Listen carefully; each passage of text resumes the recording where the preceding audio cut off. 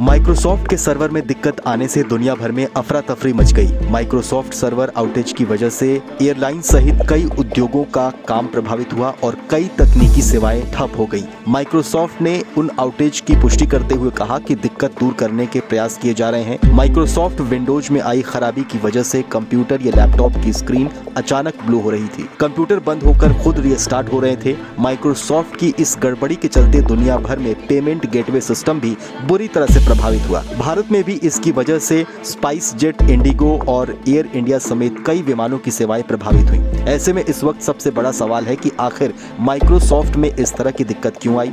Microsoft के साथ काम करने वाली क्राउडस्ट्राइक ने इन दिक्कतों को माना है। क्राउडस्ट्राइक एक साइबर सिक्योरिटी फर्म है। फर्म के इंजीनियर्स ने उन कंटेंट्स को खोज लिया है जिसकी वजह से दिक्कत हुई और किए गए बदलावों को फिर से एक बार पहले की तरह कर दिया गया है। माइक्रोसॉफ्ट के बयान के अनुसार 19 जुलाई यानी गुरुवार से ही सर्वर डाउन है। सर्वर डाउन की वजह से एज्योर सर्विस के यूजर्स को परेशानी का सामना करना पड़ रहा है। आपको बता दें कि एज्योर एक क्लाउड कंप्यूटिंग प्लेटफॉर्म है। ये एप्स और सर्विस के मैनेजमेंट की सर्विस देती है। कई मीडिया रिपोर्ट्स के अनुसार एज्योर के बैकएंड इंफ्रास्ट्रक्चर में कॉन्फ़िगरेशनल कुछ बदलाव किए गए थे जिसकी वजह से सर्वर डाउन हुआ। सर्वर डाउन होने की वजह से कनेक्टिविटी सुचारू रूप से नहीं हो पाई और कनेक्शनों पर निर्भर डाउनस्ट्रीम माइक्रोसॉफ्ट 365 पर इसका असर पड़ा। इस मामले को लेकर कंपनी की तरफ से जारी बयान में कहा गया कि इस दिक्कत का असर किसी भी यूजर्स पर पड़ सकता है जो माइक्रोसॉफ्ट 365 एप्स और सर्विसेज को इस्तेमाल करने की कोशिश करेंगे। कंपनी का कहना है कि वो इस दिक्कत को ठीक करने पर काम कर रही है। माइक्रोसॉफ्ट ने कुछ सर्विसेज को रिस्टोर भी कर लिया है जिसके बाद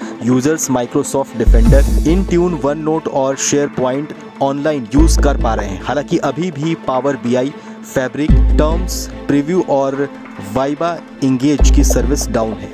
ये समस्या अमेरिका और ऑस्ट्रेलिया में भी कई कंपनियों, बैंक और सरकारी दफ्तरों को प्रभावित कर रही है। सोशल मीडिया पर कई लोगों ने अपने कंप्यूटर स्क्रीन की फोटो भी पोस्ट की है। ब्रिटेन के एक प्रमुख न्यूज चैनल स्काई न्यूज का प्रसारण भी कुछ समय के लिए ठप हो गया था। कई बैंक सर्विस और स्टॉक मार्केट की सेवाएं भी इसकी वजह से बाधित हो गई।